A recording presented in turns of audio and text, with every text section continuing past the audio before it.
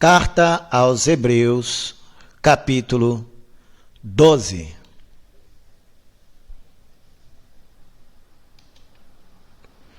Assim nós temos esta grande multidão de testemunha ao nosso redor.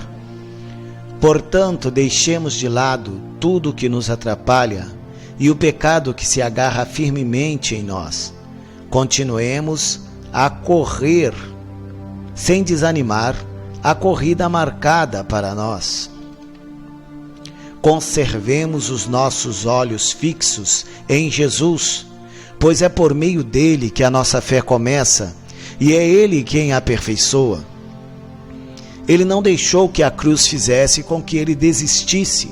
Pelo contrário, por causa da alegria que lhe foi prometida, ele não se importou com a humilhação de morrer na cruz, e agora está assentado do lado direito do trono de Deus.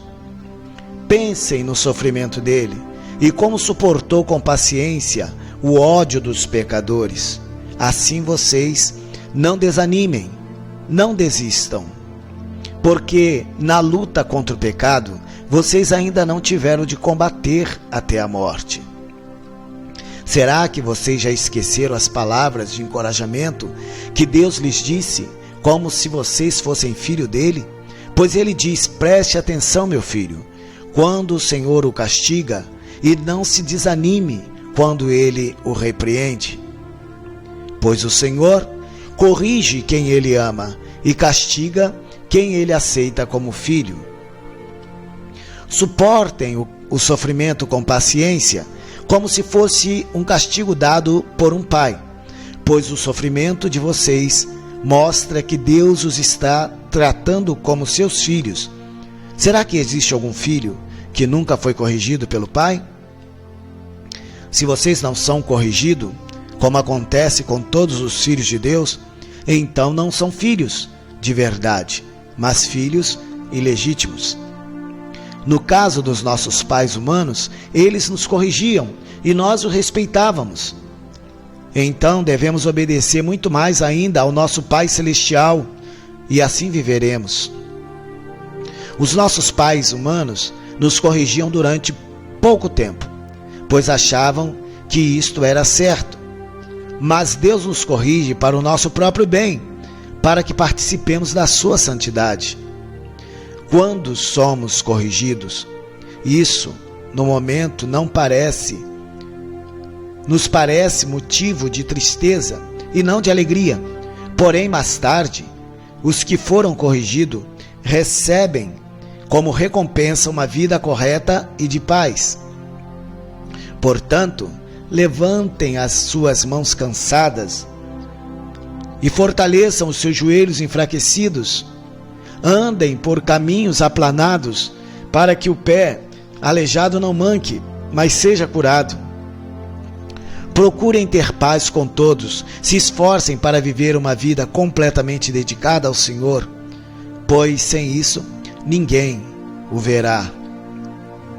Tome cuidado para que ninguém abandone a graça de Deus. Cuidado para que ninguém se torne como uma planta amarga que cresce e prejudica muita gente com o seu veneno.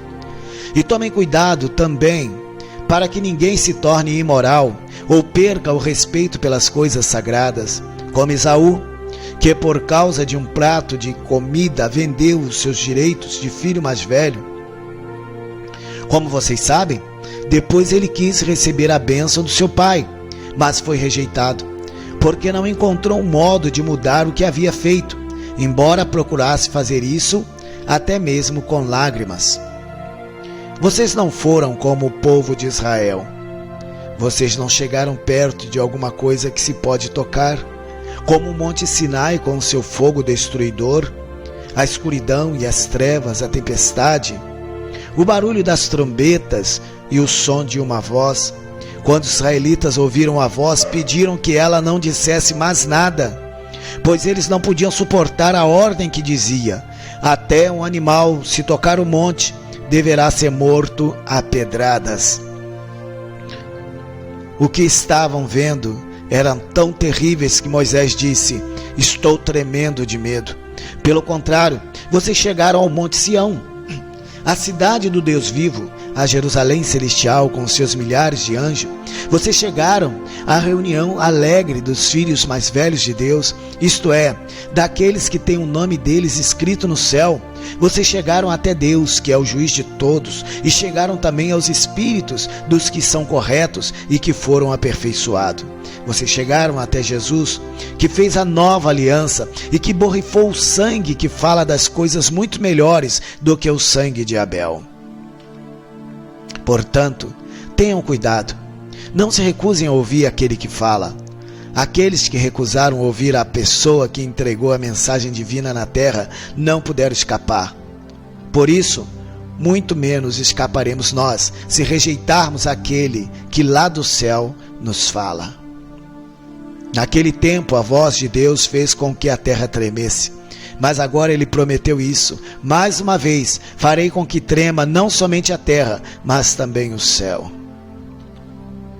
As palavras, mais uma vez, mostram bem que as coisas criadas serão abaladas e mudadas, para que as que não podem ser abaladas continuem como estão. Por isso, sejamos agradecidos, pois já recebemos um reino que não pode ser abalado. Sejamos agradecidos e adoremos a Deus de um modo que o agrade, com respeito e com temor. Porque, na verdade, o nosso Deus é um fogo consumidor. Carta aos Hebreus, capítulo 12.